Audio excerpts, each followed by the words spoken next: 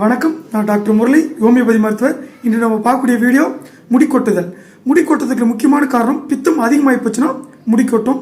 பித்தம் அதிகமாகி போச்சுன்னா இளநரை, பித்த நிறை அப்படின்றதுனால முடி நரைக்கும். ஸோ இந்த பித்த நிறையம் முடி கொட்டாமல் இருக்கிறதுக்கு நம்ம என்ன பண்ணணும் அப்படின்னு கேட்டிங்கன்னா, தினமும் நைட்டு தூங்குறதுக்கு முன்னாடி நம்ம சுத்தமான தேங்காய் எண்ணெய் எடுத்துங்க. சுத்தமான செக்கில் ஆடின தேங்காய் எடுத்துன்னு நைட்டு தூங்கும் போது தொப்புளுக்கு ஒரு 3 சொட்டு தேங்காய் எண்ணெய் வச்சு பூசிக்கணும். தொப்புளுக்கு ஒரு 3 சொட்டு தேங்காய் எண்ணெய் வைங்க, பூசிக்குங்க. இது ஒன்று. இரண்டாவது என்னன்னு கேட்டால், வெந்தயம் 2 ஸ்பூன் வெந்தயம் எடுத்துங்க.